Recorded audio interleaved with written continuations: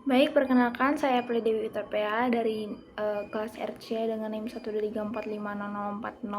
Saya akan melakukan tutorial untuk mendeploy sebuah web dengan menggunakan Docker desktop.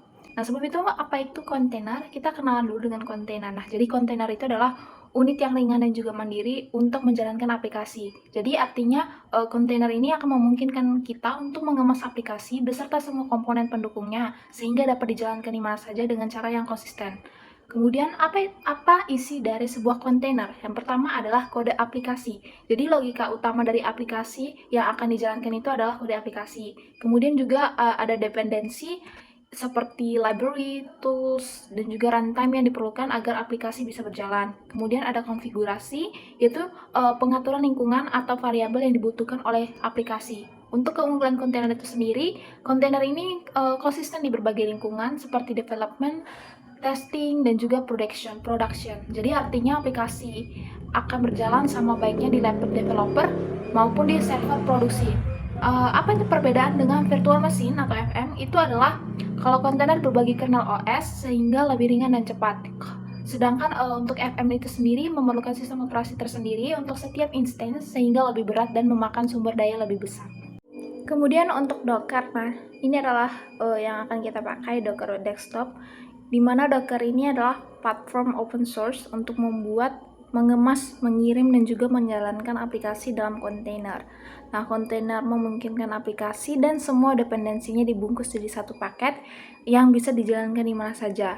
Untuk komponen Docker itu ada banyak. Yang pertama ada Docker Engine, itu mesin utama untuk menjalankan juga mengelola kontainer. Kemudian ada Docker Daemon atau Docker, itu layanan latar belakang. Ada Docker CLI, perintah untuk mengontrol Docker lewat terminal. Kemudian ada Docker Image, nah ini cetakan berisi aplikasi dan juga konfigurasi. Kemudian ada Docker Containers, di mana atau image yang sedang dijalankan ringan dan juga terisolasi. Kemudian Docker File, itu adalah file berisi instruksi untuk membuat image. Dan yang terakhir ada Docker Hub, tempat berbagi dan menyimpan image Docker. Keunggulan dari Docker itu yang pertama ada portabilitas tinggi, di mana Docker itu akan memungkinkan aplikasi dijalankan di mana saja, baik di laptop pengembang, di server maupun cloud tanpa perlu khawatir dengan perbedaan sistem operasi atau konfigurasi lingkungan. Kemudian yang kedua itu proses deployment lebih cepat dan juga sederhana. Jadi dengan Docker, proses pengiriman aplikasi ke server bisa dilakukan dalam hitungan detik saja.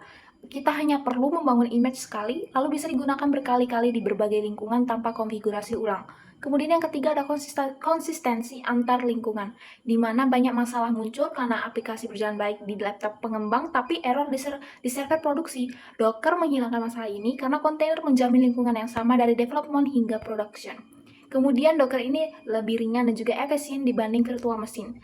Kontainer Docker lebih ringan karena tidak memerlukan sistem operasi sendiri seperti FM. Akibatnya pengguna resource seperti CPU, RAM, dan juga storage jauh lebih efisien dan kita bisa menjalankan banyak kontainer sekaligus tanpa membebani sistem. Alur kerja Docker yang pertama tulis Dockerfile, kemudian build image atau Docker build, kemudian jalankan image, Docker run, yaitu menjadi kontainer, kemudian push image ke registry, dan yang terakhir deploy ke production. Baiklah, di sini saya akan mendeploy sebuah web menggunakan Docker Desktop. Di sini saya sudah mendeploy salah satu web. Untuk mendownload Docker Desktop itu sendiri bisa dilihat di link ini. Kemudian untuk download itu ada berbagai macam versi. Ada untuk Windows, Mac. Nah, di sini saya pakai Windows. Di sini saya akan mengecek version dari WSL saya.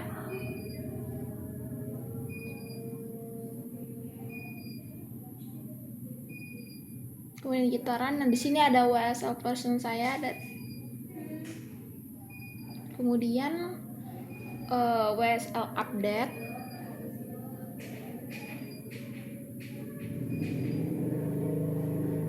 Nah, di situ saya Windows Subsystem for Linux is already installed. Kemudian saya masukkan Docker pull x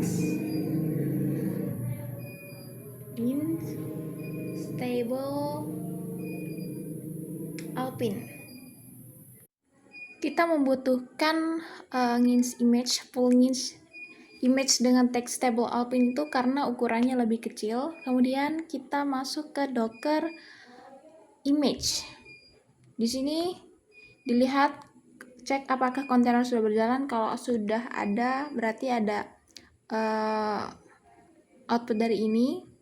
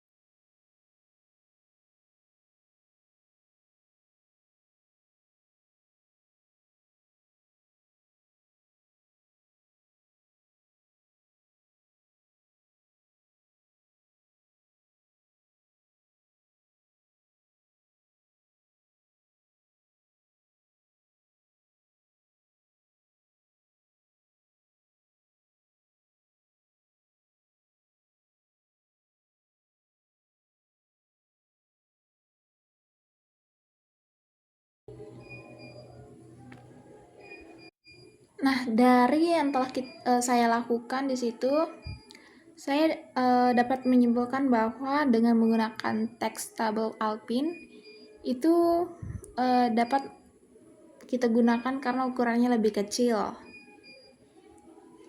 Seperti yang tadi telah saya lakukan. Kemudian kesimpulan yang kedua itu, Docker ini dapat menyederhanakan proses deployment aplikasi karena lebih murah dan juga tidak berbayar.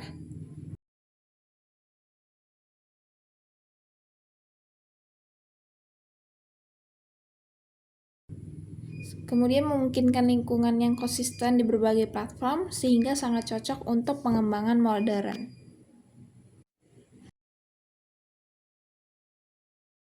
Sekian dari saya, terima kasih.